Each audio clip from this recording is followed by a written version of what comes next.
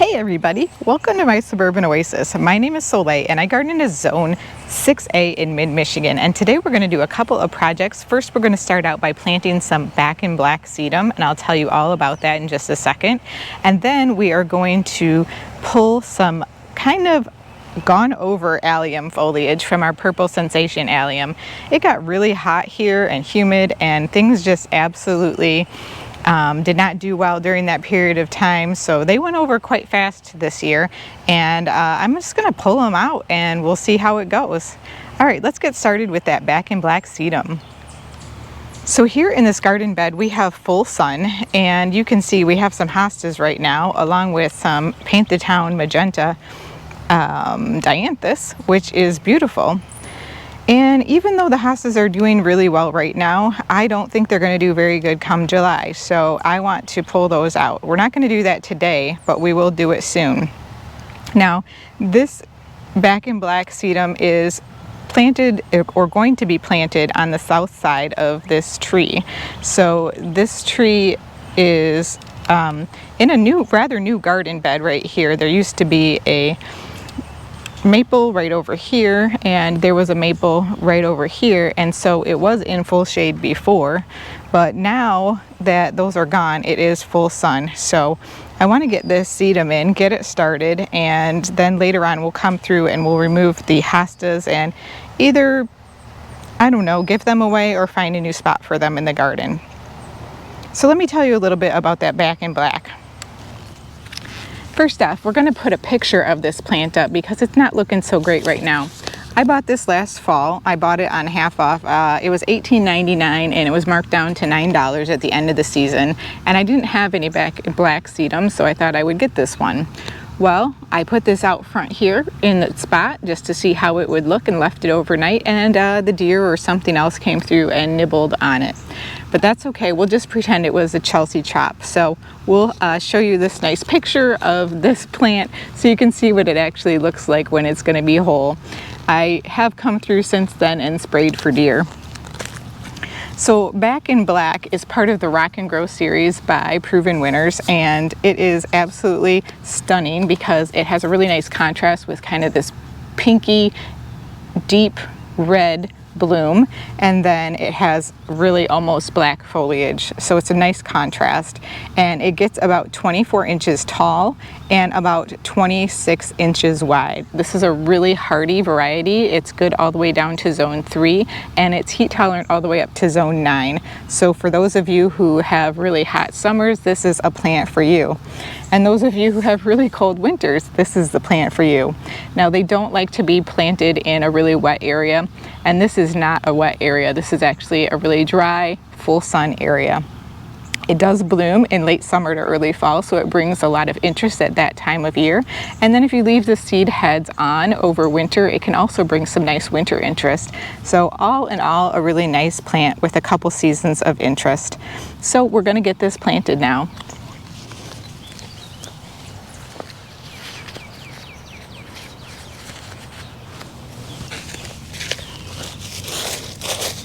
First, I'm just going to try to move some of this mulch off the top because we'll be reusing that to put around this.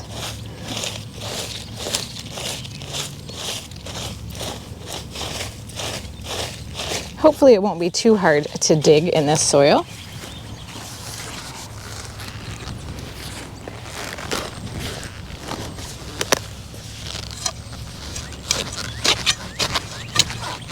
There's always lots of roots left over from those 2 big maple trees that were planted here. And also we had a maple tree planted here before. We just recently had it pulled out and planted this crabapple. So maybe some of these are those roots, but I don't think they got very far out. All right, let's take this out of the pot. Looks like it has some decent roots. It's probably been a little bit too wet. We continue to get quite a bit of rain here in our area. In fact, we might get a thunderstorm tonight.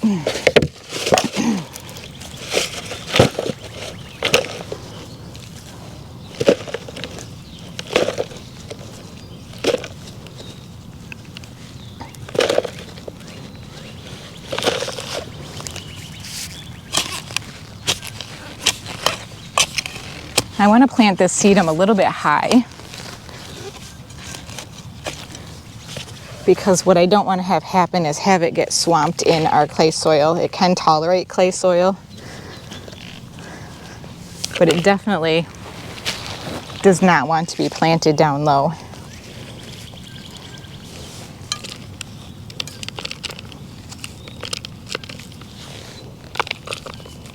I'll just pull some of this loose dirt away.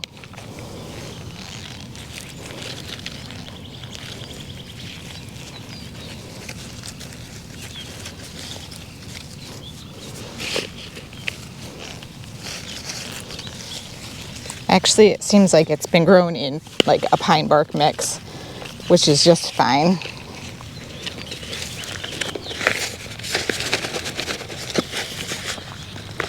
Seeing lots of worms in this soil, which is nice because this is a newer garden bed. Like I said, just a few years old.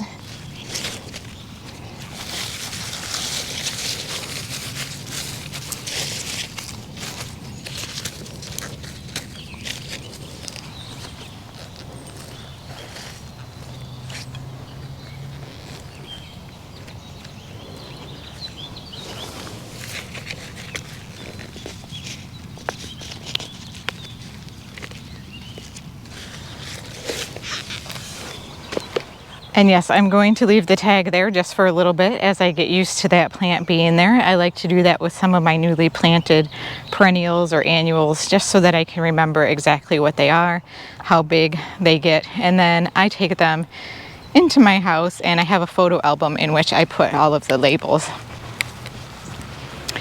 I often go through that photo album a couple times a year because inevitably something dies.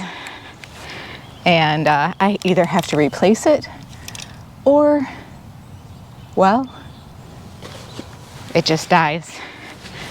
All right, so you see I have a little bit of a pile right here of allium. That's because I've been coming through and just kind of pulling these out, and I'm gonna take them and put them into my compost pile, and I'm trying to prevent them from seeding more. I don't really want any more of these purple alliums. They're really beautiful, but I have enough now, so I'm gonna show you how I'm pulling them. The first thing that I do is just come in with my hands and grab the stalk, and it just pulls away from the bulb at this point because they're going to seed. Some of them are coming up with a bulb, but I think I've only pulled up like 3 with a bulb so far, so that's not a problem. There's so many of them.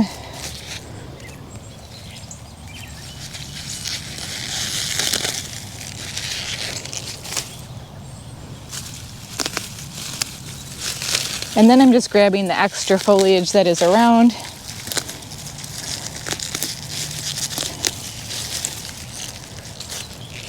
And making sure to get that as well. We'll do a couple now up close. So you see, I'm just gonna grab it down here at the base and give it a pull. And what you're seeing kind of growing throughout this garden bed as well are mums, and they definitely need to be cut back. It's that time of year for the Chelsea chop, and mums can definitely benefit from pinching or cutting back this time of year. Usually I say continue to pinch until the 4th of July.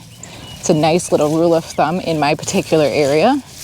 I wonder if any of you have a rule of thumb that's like that as well for mums or for other things that might require a little bit of pruning this time of year to help them really bush out and provide their best show a little bit later on in the summer.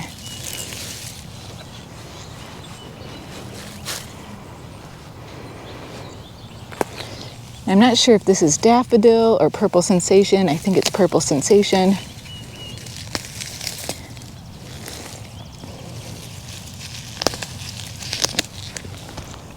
So this actually works a lot better for me. This is the first time I'm trying this method with the alliums, but I find it goes much, much faster. And that's kind of what I need now that my garden is so full and lush, because gosh, there's always something that I need to take care of, so it's good to have methods that work quickly. All right, I'm going to set up the camera and we'll make quick work of this last row over here.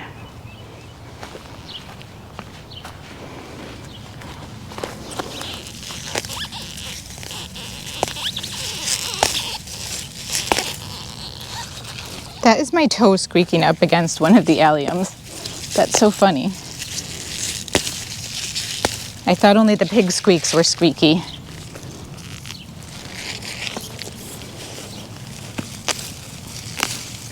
Now I'm going to leave these Allium Caritavansi that you see along the pathway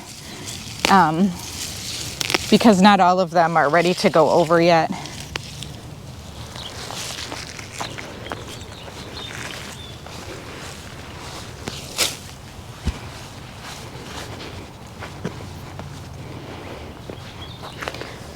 And I actually don't think that they're going to be as much of a self-seeder. I've never had one come up on its own like the Purple Sensation does. The Purple Sensation just seeds itself kind of prolifically. So if you don't want that, make sure that you get them while the seed heads are still green. And I'm going to show you what I mean by that. So if you look closely at this seed head, you can see purple and then green. Once those green spots start to turn brown or tan, that means that they're ripe and the seeds will start to come out.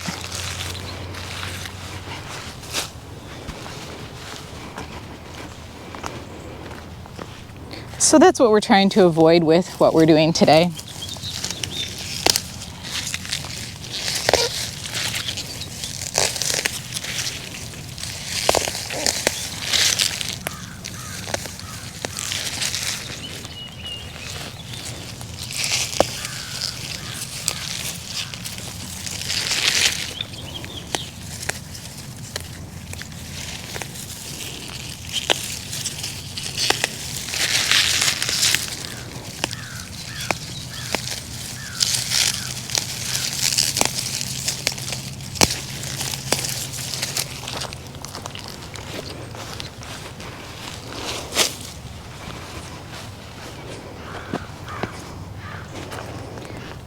I will tell you, if I had been clipping these with my secateurs, my hands would be really, really tired right now.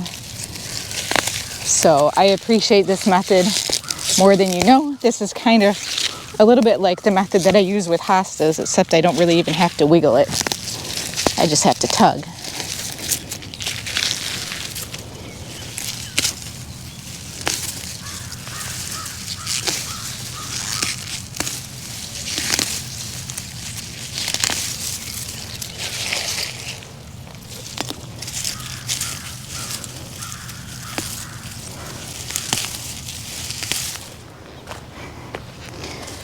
And I will still have plenty to do with my secateurs because I do need to come through and get some more of the daffodil foliage that is in this garden bed, but we're not going to do that today. We do have, like I said, a possibility of a thunderstorm tonight or any time between now and this evening. So I'm just going to do this, get it in the compost bin, and then head inside and relax.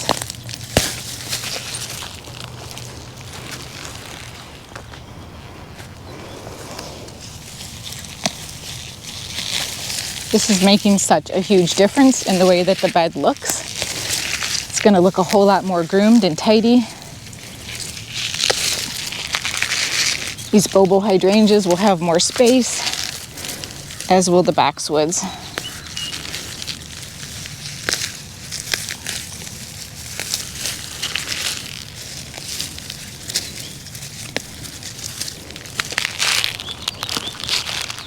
Okay, well, I think I got them all. And doesn't that look fantastic? Looks so much better. So now you can see that I have these beautiful boxwoods with the Bobo hydrangeas on either side of them. And you can start to see where the mums fill in, and those will bloom gorgeously in the fall. I'll even need to come through here and pull a little bit of the mums back from the Bobos and from around the boxwood, but I'll do that also another day. Plenty of time to do that yet. And just look at those dianthus right there blooming. Starting to have some really good pops of color. Well, thank you everybody for joining me today. I hope you enjoyed this video, this little tidy up and planting, and we'll see you next time.